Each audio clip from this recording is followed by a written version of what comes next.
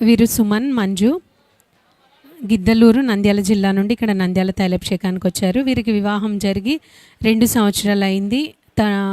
సుమన్కి job లేదు, అలాగనే వారికి 2 సంవత్సరాలైనా పిల్లలు కూడా పుట్టలేదు. మంజు కడుపులో నీటి బుడగలు ఉన్నాయని డాక్టర్స్ చెప్పినప్పుడు వారు ఇక్కడికి తైలాభిషేకానికి వచ్చారు. తైలాభిషేకానికి వచ్చి దైవజనులతో ప్రార్థన చేయించుకున్నారు. ఇలా జాబ్ కావాలి, అలానే పిల్లలు కూడా కావాలని దైవజనులను అడిగినప్పుడు అయ్యగారు జయమని చెప్పి వారి ఇరువురికి ప్రార్థన చేసి పంపించారు.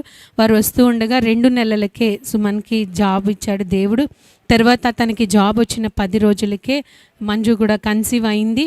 తను గర్భవతిగా ఉండగా 6వ నెలలో గర్భసంచి లూజ్గా ఉంది, అబార్షన్ అవుతుందని డాక్టర్స్ చెప్పినప్పుడు అక్కడే హాస్పిటల్లో మెట్ల మీద కూర్చుని తను చాలా ఏడుస్తూ ప్రార్థన చేసుకుంది. నేను ఎలా అయినా నా బిడ్డతో వెళ్ళి నేను సాక్ష్యం చెప్పుకోవాలి అని దేవునికి మొర్రపెట్టుకున్నప్పుడు ఆ డాక్టర్కి కొద్దిసేపటికి గర్భసంచికి కుట్లు వేస్తే సరిపోతుంది అని చెప్పారు.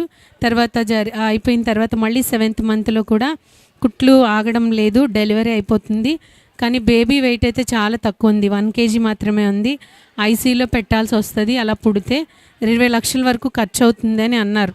కానీ అంత స్తోమత లేదు అని వారు భయపడినప్పుడు వారి పిన్ని ఇక్కడ తైలాభిషేకం నుంచి తీసుకెళ్ళిన ప్రార్థన నూనె ఆ పొట్టకి రాసుకొని వారు ప్రార్థన చేసుకున్నప్పుడు దేవుడి కృపను బట్టి దేవుడు వారి పట్ల కార్యం చేశాడు.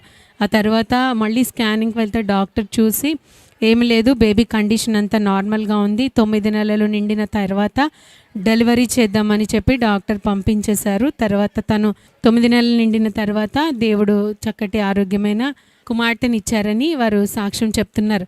పాప కూడా అప్పుడు కూడా కొంచెం అండర్ వెయిట్ పుట్టినప్పటికీ ఐసీయూలో 4 days పెట్టి తర్వాత ఇవ్వడం జరిగింది. చిన్నప్పుడు పాప పుట్టగానే వెయిట్ తక్కువ ఉండడంతో పాలది సరిగా తాగక ఏడుస్తూ ఉండేది. కానీ వారైతే ఇక్కడ నేను సాక్ష్యం చెప్పుకుంటాం బిడ్డ విషయంలో అని దేవుని సన్నిధిలో వారు ప్రార్థన చేసుకున్న తర్వాత దేవుడు ఆ బిడ్డకి మంచి ఆరోగ్యం ఇచ్చాడు.